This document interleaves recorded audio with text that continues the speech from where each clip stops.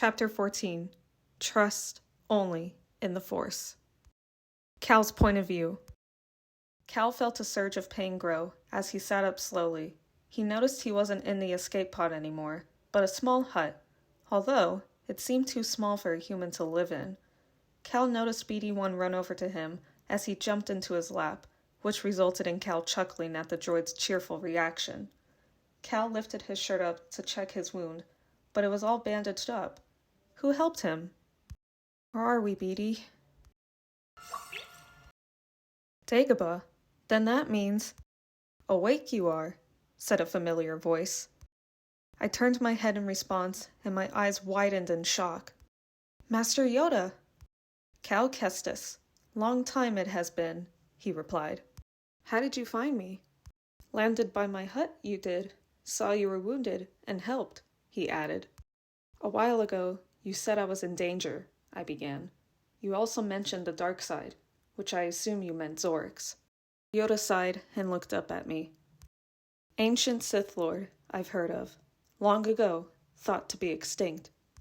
How can I stop him? I replied. Train you I will, but only little time. I do have one concern, and it's not with the training. I must ask you something. Am I on the path to the dark side? Clouded your judgment is.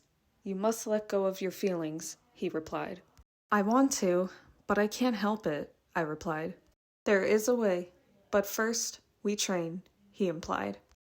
Cal followed Yoda outside of the hut. He wasn't sure where they were going, but he listened to Yoda as he talked. Consume you the dark side will, but only if you let it.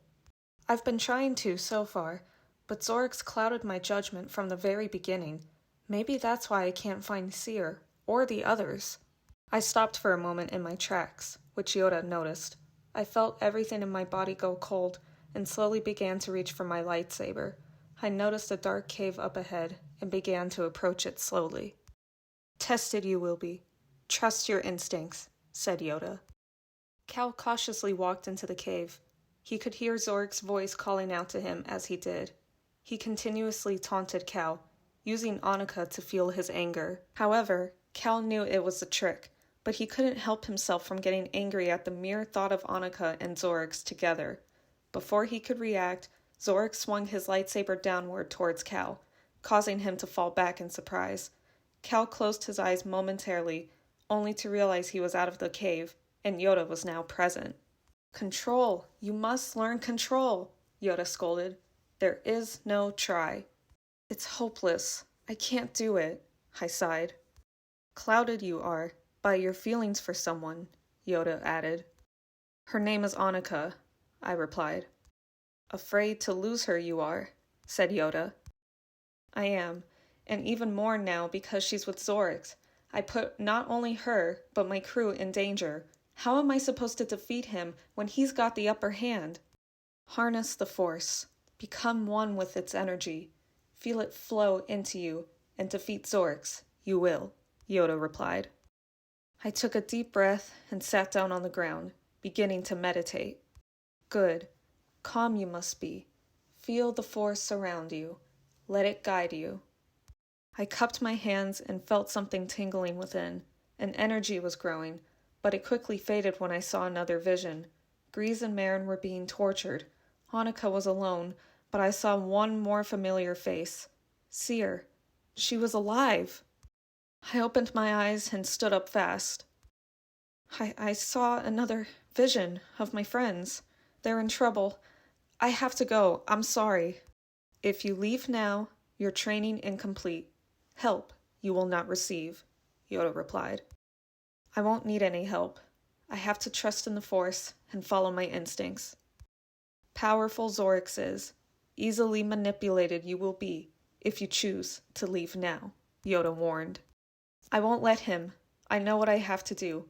I won't let him get away with all of the damage and destruction he's done. Mind what you have learned. Save you it can. I understand. And Master, thank you for everything. I promise I'll return when the job is done. Taught you all I have, Cal Kestis. I bowed in respect to Yoda and sighed. Come on, BD-1, let's go. I salvaged some parts from my escape pod to fix my comlink. If the vision was true, then I'll know Grease and Marin won't respond. But someone has to. Hello?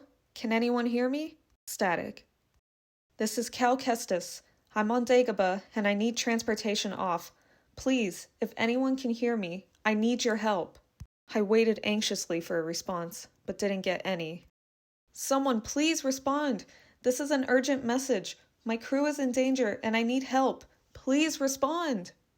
We read. Sending in coordinates now, Cal. Soon, a ship landed. I waved my hand to grab my rescuers' attention. As they walked out, I felt a wave of relief once I recognized it was Mari Kosan. She quickly ran over and escorted me inside her ship. Thank you, Mari. After all you've done for us, it's the least I could do. You're lucky we were near, she replied. So what were you doing down there? Where's your crew? It's a long story. Remember Varlo? He's known as Darth Zorix. He's the ancient Sith Lord I've been looking for. He betrayed me and my crew and is off to Moraband. I have to get there as soon as possible and stop him. We'll send backup for you. You can't go in there alone, Mari added. I can't put you in any more danger.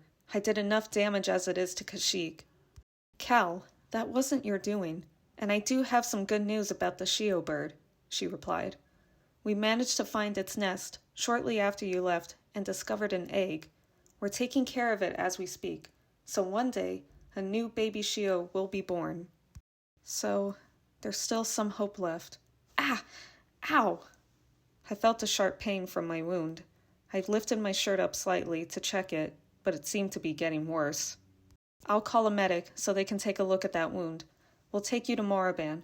Get some rest, Cal. You'll need it. Mari left once the medical droid walked in.